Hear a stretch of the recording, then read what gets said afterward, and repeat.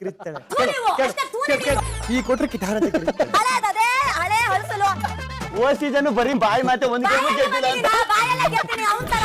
7 ಸರಿ ಕಳಪ ಕಲ್ಸಿದ್ದು ಇದಕ್ಕೆ ಅಂತ ಹೇಳ್ತಾ ಏಳ್ ಸಲ ಅಂತ ಆದ್ರೆ ತಾಕತ್ತಿದ್ರೆ ಪ್ರೂವ್ ಮಾಡಿ. ಯಾಕೆ ಶುಕ್ರವಾರ ಹುಷಾರ್ ತಪ್ಪೆ ಅಂತೇಳಿ ಯಾಕೆ ಇವತ್ತು ಹುಷಾರ್ ತಪ್ಪಿಸಕ್ಕೆ ಬಂದಿದ್ದೀನಾ? ತಪ್ಪಿಸ್ತೀನಿ. 4 ಗಂಟೆ ಚೈತ್ರ ಅಂತ ಬುಕ್ ಬರಿಲ್ಲ ಒಂಥರ hi, welcome to my YouTube channel. Bigg Boss ಮನೆಯಲ್ಲಿ ಗಿಲ್ಲಿ ಮತ್ತು ಚೈತ್ರ ನಡುವೆ ಜಗಳ ಶುರುವಾಗಿದೆ.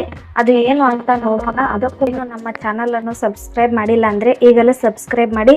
ಹಾಗೆ ಈ ಸೀಸನ್ ವಿನ್ನರ್ ಯಾರಾಗಬೇಕು ಅಂತ ಕಮೆಂಟ್ ಮೂಲಕ ತಿಳಿಸಿ. ಇಲ್ಲಿ ನೀವು ನೋಡಬಹುದು ಗಿಲ್ಲಿ ಮತ್ತು ಚೈತ್ರ ನಡುವೆ ಜಗಳ ಶುರುವಾಗಿದೆ ಅಂತ ಹೇಳ್ಬೋದು.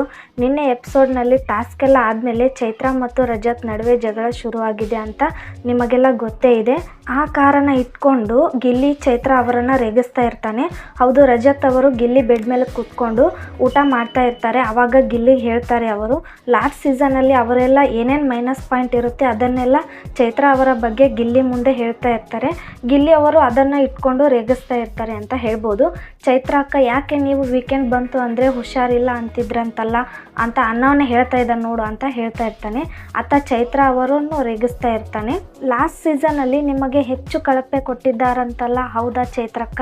ಯಾವುದು ಫಿಸಿಕಲ್ ಟಾಸ್ಕ್ ಬಂತು ಅಂದರೆ ಬಿದ್ದೋಗ್ಬಿಡ್ತಿದ್ರಂತೆ. ಈ ರೀತಿ ಚೈತ್ರ ಅವರನ್ನು ಕೆಣಕಿ ರೇಗಿಸ್ತಾ ಇರ್ತಾನೆ ಅಂತ ಹೇಳ್ಬೋದು. ಇಲ್ಲಿ ರಜತ್ ಅವರು ಹೇಳಿಕೊಡ್ತಾ ಇದ್ದಾರೆ.